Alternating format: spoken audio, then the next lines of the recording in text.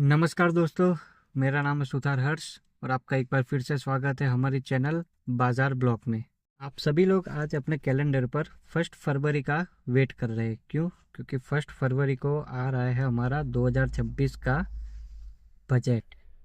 जी हाँ दोस्तों, हर साल बजट आता है पर पैसा वही कमाता है जो पैटर्न समझता है। आज हम देखेंगे कि पिछले कुछ सालों में बजट कंपैरिजन और उसके आगे मार्केट में क्या बदलाव आए हैं। हर बार बजट कुछ ना कुछ नया लेके आता है, हर बार टैक्स इंट्रीम और नए नए सेक्टर पर फोकस किया जाता है। सबसे अच्छा बजट अब तक का जो माना गया है वो है 2021 का बजट। अभी हम गोल्ड के ऊपर बात करेंगे। आप सभी को मालूम है गोल्ड का प्राइस तो अभी एकदम आसमान की ऊंचाइयों को छू रहा है और काफ़ी अच्छी तेज़ी भी देखने को मिली है। लेकिन अगर आपको याद हो तो 2024 के बजट में गोल्ड में से इंपोर्ट ड्यूटी कम कर दी गई थी। तकरीबन 8.5-9% तक इंपोर्ट ड्यूटी कम हो गई थी, जिससे क्या हुआ था कि मार्केट में गोल्ड का प्राइस काफ़ी गिर गया था। वो एक ही दिन में कम से कम 4 से 5% तक गिरा था। अब सरकार ने ऐसा क्यों किया था? सरकार का ऐसा मानना था कि इंपोर्ट ड्यूटी कम करने से गोल्ड में जो स्मगलिंग होती है वो कम हो जाएगी। अब स्मगलिंग कम हुई या नहीं वो तो मालूम नहीं, लेकिन इससे इन्वेस्टरों को अच्छा खासा नुकसान हुआ था। अब समझे ऐसा क्यों हुआ था। याद होगा कि कुछ समय पहले सरकार ने हमें सॉवरेजन गोल्ड बॉन्ड्स खरीदने को कहा था। अब उसमें हमें इन्वेस्टरों को बेनिफिट ये दिखाए गए थे कि उसमें गोल्ड का भाव तो बढ़ेगा ही बढ़ेगा, उसके साथ साथ हमें इंटरेस्ट भी मिलेगा 2-2.5% के हिसाब से। तो इन्वेस्टर्स तो खुश हो गए, उन्होंने काफ़ी अच्छी मात्रा में बॉन्ड्स खरीदना शुरू किया। और जब मैच्योरिटी की बात आई तब 2024 में इंपोर्ट ड्यूटी कम कर दी। यहाँ पर इन्वेस्टरों को बहुत भारी नुकसान हुआ। लेकिन उसके बावजूद भी आज गोल्ड ने काफ़ी अच्छी रैली दिखाई है। लेकिन क्या अब ये नेक्स्ट बजट में भी ये इतना कंटिन्यू करेगी? लोग कह रहे हैं अभी गोल्ड और सिल्वर का बबल बन चुका है, किसी भी समय फट सकता है। तो एक बार बजट आ जाएगा तो उसके बाद ही मालूम पड़ेगा कि अभी इसमें बबल बना है कि अभी बनना बाकी है। अब हम बजट की बात करते हैं। 2021 का बजट जो आया था वो सबसे बेस्ट परफॉर्मिंग बजट माना जाता है, क्योंकि उस दिन क्या हुआ था कि बजट के दिन निफ्टी और सेंसेक्स पूरा 4.5 से 4.5% अब निकले थे। 2021 में मार्केट में बहुत अच्छी रैली दिखी थी बजट के दिन, क्योंकि उस समय गवर्नमेंट इंफ्रास्ट्रक्चर और बैंकिंग पर उन्होंने पूरा फोकस किया था, जिसकी वजह से मार्केट में एक पॉजिटिव मूवमेंट बना और निफ्टी और सेंसेक्स 4 से 5% तक भागे थे।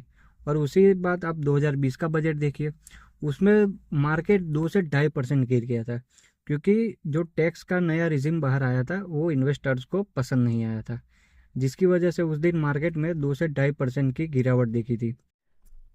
और 2024 में भी क्या हुआ था, 2024 में निर्मला मैडम ने टैक्स कैपिटल गेन को बढ़ाया था, जिसकी वजह से उस दिन भी निफ्टी रेड में ही क्लोज हुई थी। बजट वाले दिन मुख्य ऐसे दो सेक्टर है जिस पे हमारा सबसे ज़्यादा फोकस रहेगा। एक पहला सेक्टर है रेलवे सेक्टर और दूसरा सेक्टर है डिफेंस सेक्टर।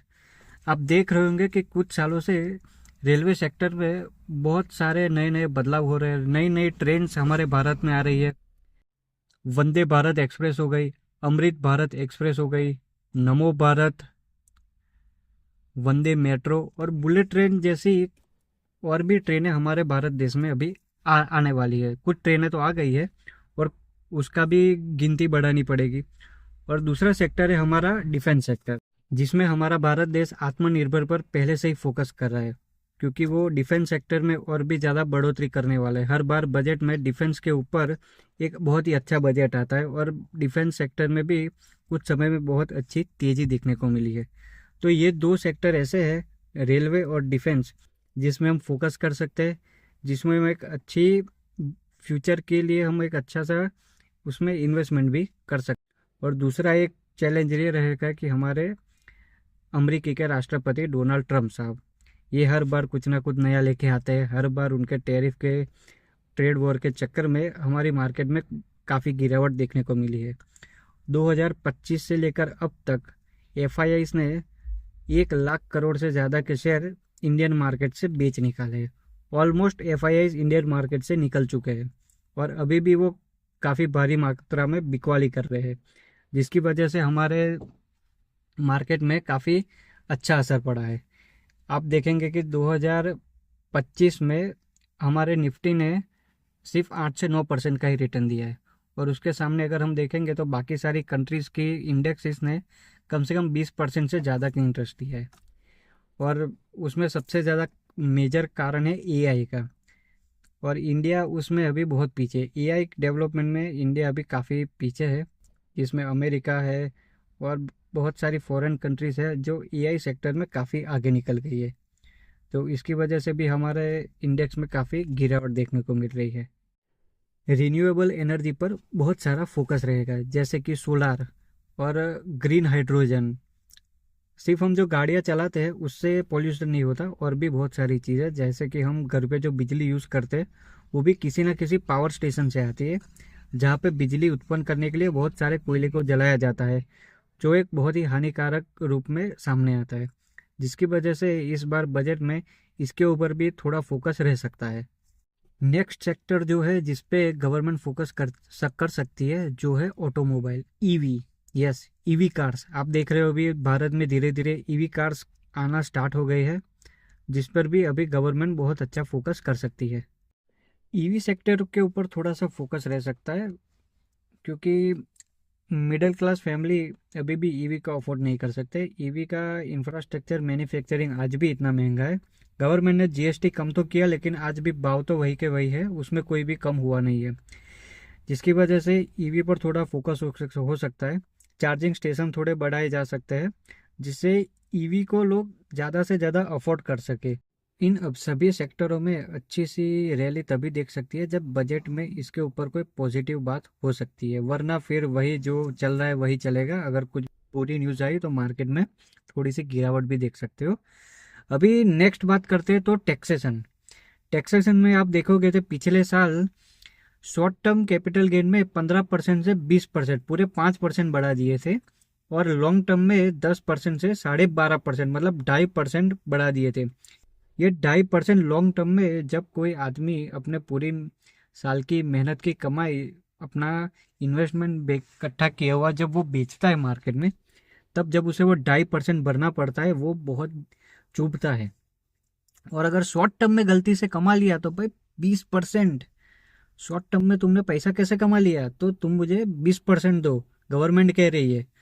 तो एक इस चीज़ पे थोड़ा सा फोकस रखना चाहिए हमारा बजट में। अगर इसमें थोड़ी सी राहत मिलती है तो इसके इफेक्ट से भी मार्केट में बहुत अच्छी पॉजिटिविटी मिल सकती है, थोड़े नए इन्वेस्टर और आ सकते हैं, क्योंकि शॉर्ट टर्म में 20% ये बहुत बड़ी अमाउंट है। एक एग्जांपल देता हूँ, अगर आप चाहे तो चैट जीपीटी से देख लेना कि अगर आपने ट्रेडिंग से 1 करोड़ रुपए कमा लिए है एक साल में, तो उसके ऊपर टैक्स जो लगता है वो तकरीबन 41% के आसपास लगता है। जी, 41%, मतलब 41 लाख आपको गवर्नमेंट को देने होंगे। उसके बाद ही जो बचा वो आपका है, और उससे भी अगर आपने कोई चीज़ खरीदी तो उसके ऊपर तो टैक्स देना ही देना है। तो ये एक सबसे दिक्कत वाली चीज़ है टैक्सेशन। टैक्सेशन में थोड़ी सी राहत होनी चाहिए। बाकी देशों के मुकाबले हमारे देश में बहुत ज़्यादा टैक्सेशन है। आज आप देखोगे तो हर ट्रेडर इंडिया छोड़ के दुबई क्यों जा रहा है, क्योंकि दुबई में इंडिविजुअल जो ट्रेडर होता है, जो खुद से सेल्फ ट्रेड करके जो पैसा कमाता है, उसके ऊपर जीरो टैक्स देता है। तो हर कोई आज सक्सेसफुल होने के बाद दुबई भाग रहा है, क्योंकि वहाँ पे टैक्सेशन बहुत कम है। बिजनेस की भी बात करेंगे तो इंडिया के मुकाबले वहाँ पे 50% कम टैक्सेस देने पड़ते हैं। और सामने से गवर्नमेंट के बेनिफिट्स जो मिलते हैं वो अलग। हमारे यहाँ पे ना ही मेडिकल पे कोई बेनिफिट, एजुकेशन के पे कोई बेनिफिट, सड़कें भी देखो उसमें भी कोई बेनिफिट नहीं है बस। तो इसी वजह से एक टैक्सेशन के ऊपर गवर्नमेंट को एक अच्छा सा फोकस करना चाहिए। अभी तक हम जो भी टैक्स भरते हैं उसमें दो रिजिम होते हैं, एक ओल्ड टैक्स रिजिम और न्यू टैक्स रिजिम होता है। अगर इस बार बजट में गलती से भी ओल्ड टैक्स रिजिम को रिमूव कर दिया गया तो भाई भारी मात्रा में दिक्कतें हो सकती है, क्योंकि ओल्ड टैक्स रिजिम में हमें बहुत सारे ऐसे डिडक्शन थे जो हमें मिलते थे, जिसमें हम अपने थोड़े टैक्स को कम कर पाते थे। लेकिन न्यू टैक्स रिजिम में कोई डिडक्शन नहीं है, कुछ भी नहीं है, सीधा उसमें भरो, टोटल जितनी अमाउंट है उस पर आपको टैक्स भरना पड़ेगा।